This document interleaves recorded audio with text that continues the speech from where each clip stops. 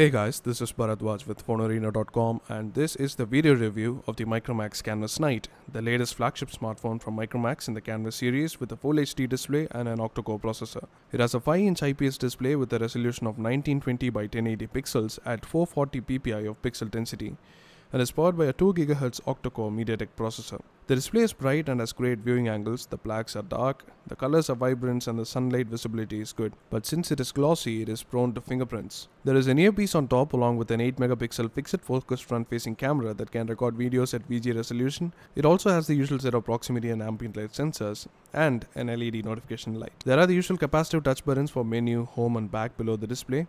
These are backlit and offers haptic feedback. On the left side, there is a primary micro SIM slot. On the right side, there is a secondary micro SIM slot. The power button and volume rockers are also present on the right side, and both the trays are made of metal.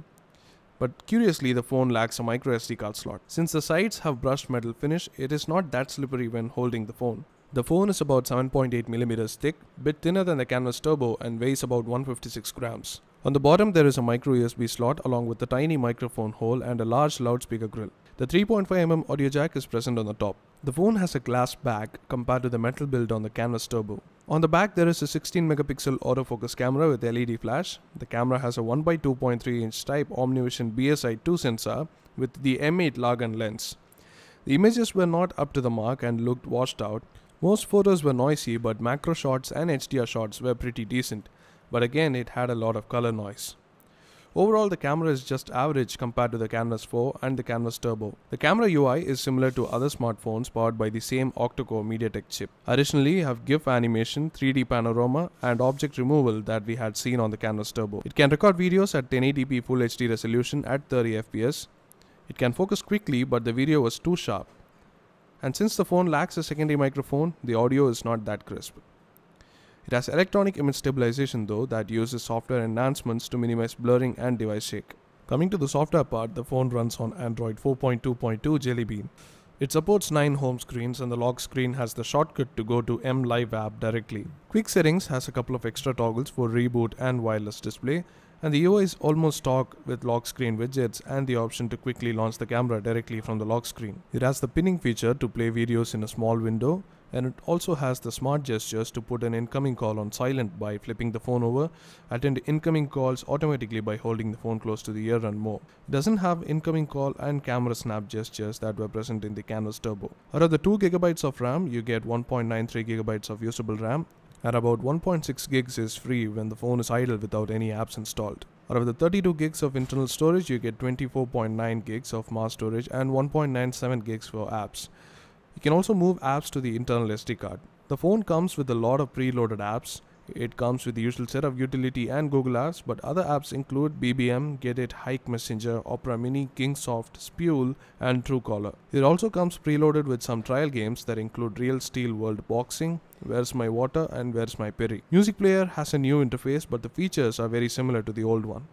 It lets you enable the equalizer for bass boost and 3D effect features when you're listening using earphones, and it can play different audio formats. Audio from the bundled earphones with tangle-free wire is decent and the loudspeaker output is pretty good, thanks to the built-in Yamaha amplifier. FM radio has auto search and recording but lacks RDS. Can play Full HD videos in different formats and also has the pinning feature but lacks the video preview and pause on look away feature that we had seen on the Canvas Turbo. The SIM management option is a common feature in the dual SIM phones that lets you configure both the SIM cards. You can also choose Always Ask option for voice calls as well as messaging. It comes with the usual set of connectivity features, and the phone also comes with the USB OTG support, with which we connected the PS3 DualShock controller using the USB OTG cable and tried several games which worked perfectly fine. Graphics was good even when it was set to high and the gameplay performance was smooth. This is definitely one of the best phones for gaming at this price range.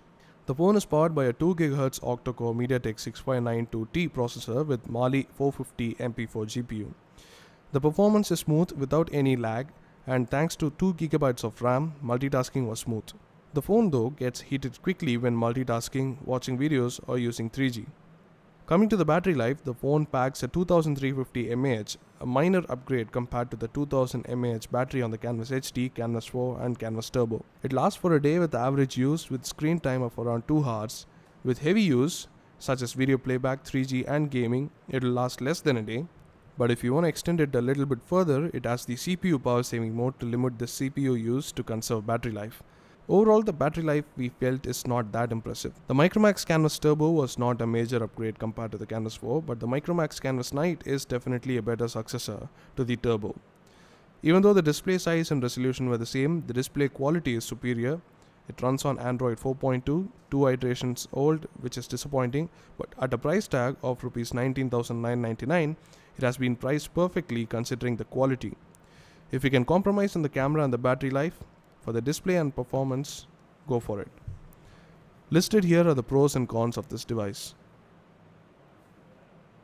And that brings us to the conclusion of the video review. Do check out our full text review which has more information on the phone. The links will be in the description below. Do hit the like button if you like this video, and do hit the subscribe button if you want more videos like these, and let us know what you think in the comment section below. Thanks for watching.